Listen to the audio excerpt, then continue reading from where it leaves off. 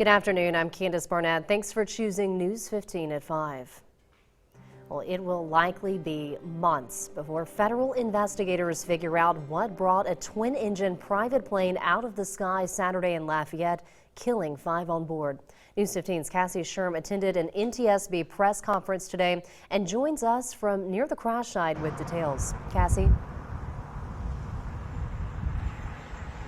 Well, guys, NTSB has been here all evening, and they've been here since actually Saturday evening, starting at 9 o'clock. They've been trying to piece together what exactly happened behind me here, as when that plane took off, it was around 9:20 in the morning that Saturday morning, but over a minute and a half of time, that's what happened that they're trying to figure out what exactly happened, because that's when that plane went down around 9:22. Now, one of the new things that they did receive today was surveillance video that's going to help them get a clearer picture of what exactly happened.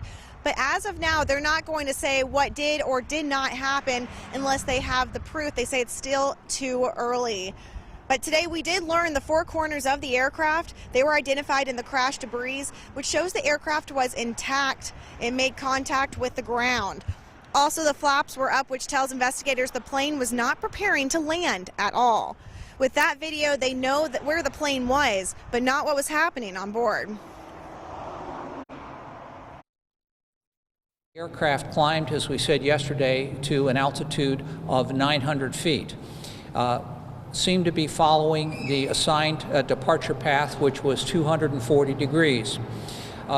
At the 900-foot level, the aircraft started a left turn and a descent. And when it descended through 700 feet, air traffic control got a low altitude warning, which it passed along to the pilot. There was no distress call from the aircraft that we know of at this time. They're looking at all areas of interest, including weather, aircraft, fuel, pilot qualifications, aircraft landing, and aircraft control. And to also note, looking at the pilot's records, NTSB found he had over 1,500 hours of experience. Now, the preliminary report, that's going to be coming out in a week to 2 weeks, and then the factual report will come out in about 12 months. But NTSB says that could change, counting on how much information they can come up with. They say, though, the most important thing is getting the facts right. In Lafayette, I'm Cassie Sherm, News 15. All right, thanks, Cassie. Everyone looking for answers, but they tell us that will take time. Now, we do have an update on the sole survivor on board that plane sent to the hospital with serious injuries. Earlier this afternoon, the medical director of Our Lady of Lourdes burn unit delivered a patient update on Stephen Wade Berza. And Taylor Trichet joins us live outside of Our Lady of Lourdes. So, Taylor, what can you tell us?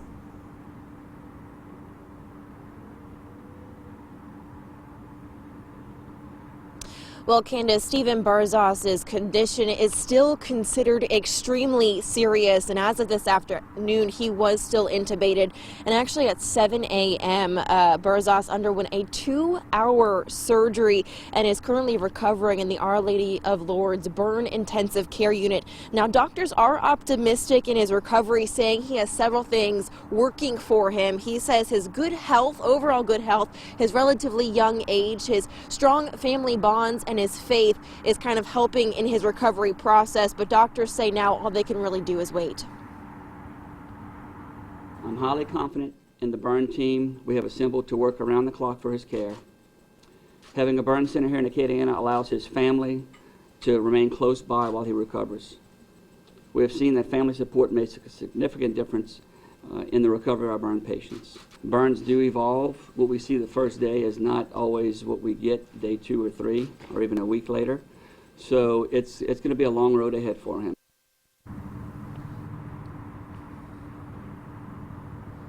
Now, Berzas's family did release a statement earlier today saying, quote, "The outpouring of compassion and encouraging words for Wade are deeply felt by our whole family. We are truly grateful to be held so strongly in prayer by this community. We thank you for the special gift of prayers and rosaries dedicated to Wade's healing. Our hearts ache for our friend and the families affected by this tragic event." And the family also asked for privacy during this tragic time. Live at Our Lady of Lourdes, Taylor Trichet for News 15. Back to you, Candace. Thanks, Taylor. A GoFundMe account has been set up for Danielle Britt, the victim who suffered serious burns when her car flipped during Saturday's plane crash. But the family of Wade Berzas, the lone survivor on the plane, is urging the public not to donate to a GoFundMe in his name because they're unsure who established it. And Northwestern State University in Natchitoches, meantime, has established a scholarship in honor of Carly McCord, the sports reporter who died in the crash. You can find it and contribute through Northwestern's Facebook page.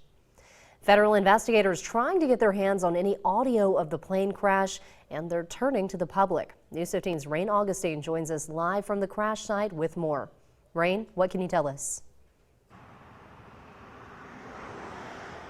Grieving family members and the community are all anxiously awaiting answers surrounding Saturday's fatal plane crash. But investigators with the NTSB urge and stress that the investigation is only in the preliminary stages.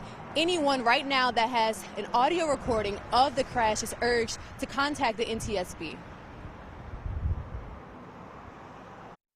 We're requesting anybody in the community within half a mile to a mile radius of where the airplane crashed. If you have a Nest camera on your doorbell, on your house, on a tree that might have captured audio of the accident airplane, I don't need video, I need audio. Audio recordings can be sent to terry.williams@ntsb.com. Sending things back to the studio, I'm Rain Augustine, News 15. Thanks, Rain. And as more details continue to surface about Saturday's tragedy, more and more people are voicing their condolences and speaking about how the community is dealing with this tragedy. Mental health professionals also offering many tips to help the community and those affected cope. News 15's Tiffany Maddox joins us in the studio to tell us what you can do to get help through this event. Tiffany? Well, Candace, many I spoke with today say they were still shocked to hear about Saturday's plane crash. They say with a lot of prayer and support from professionals who deal with such tragedies, the community can pull through together and come out stronger.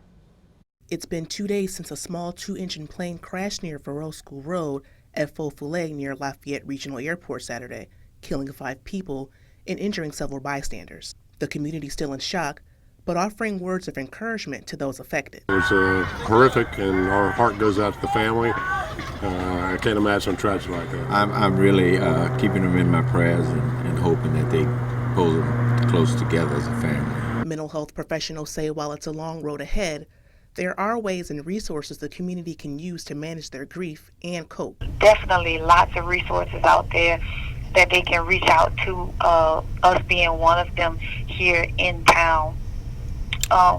And then also too, you may have someone who say, well, I don't want counseling, but you could reach out to the faith community. I think the community can come together at their places of worship and as a group or individually. Spriggs says while depression is normal in this process, there are signs you may want to see a professional. Depression in grief is very normal. However, if it stands longer than 2 weeks, that's whenever we would advise somebody to look outside for more support. Spriggs says while many will go through the grief process, everyone is different. There is no right way, no right time to grieve. Everyone does it in their own way. We all go through different periods of time. It could seem like one person had a short time of grief and somebody else is taking longer. While the community and others continue to understand this tragedy, there is one thing everyone can agree on. Pray. Just pray for them. While talking to Brianna Spriggs from Family Tree today, she also mentioned to make sure that the younger kids in the area get time to express their thoughts about the crash with their parents this week prior to going back to school. In the studio, Tiffany Maddox, News 15. All right, thanks, Tiffany. That outpouring of support from the community, absolutely incredible. Now, if you're grieving and want to speak to someone privately and confidentially, the National Suicide Prevention Helpline is able to help with grief management. You can call them 24 hours a day at 1-800-273-8255.